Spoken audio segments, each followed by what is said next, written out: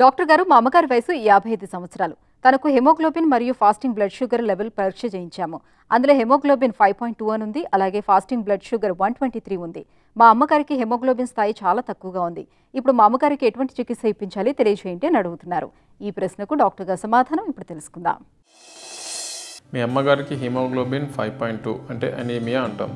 యూజువల్గా దీన్ని రక్తహీనత. ఈ రక్తహీనత ఉండడానికి కారణాలు ఐదర్ రక్తం పెంపొందించే క్రమంలో ఇబ్బంది, అంటే రక్తం సరిగ్గా ఫామ్ కాకపోవడం, లేదంటే రక్తం అంటే ఆర్బీసీ ఎక్కువగా నాశనం అయిపోవడం, లేదంటే బాడీలో నుంచి లాస్ అవ్వడం. ముఖ్యంగా పెద్దవాళ్ళు, లేడీస్ కానీ పెద్దవాళ్ళు కానీ లాస్ ఆఫ్ బ్లడ్ ఎక్కువగా ఉంటుంది. అది మోషన్ ద్వారాను, లేడీస్ అయితే సైకిల్స్ ద్వారా. మీ అమ్మగారు సైకిల్స్ ఆల్రెడీ ఆగిపోయి ఉంటే సో వెళ్ళే ద్వారం అంటే మోషన్ ద్వారా ఏమైనా లూజ్ అవుతుందా, లేదు ఐరన్ అబ్జార్ప్షన్ తక్కువగా ఉందా, లేదంటే రక్త కణాలు ఎక్కువగా నాశనం అయిపోతున్నాయా, లేదంటే రక్త కణాలు సరిగ్గా ఫామ్ అవ్వట్లేదా. దీనికి బేసిక్గా ఫస్ట్ చేయాల్సింది CBP, iron studies, vitamin B12, stool for Akal blood అంటే మోషన్లో రక్తం పడుతుందా.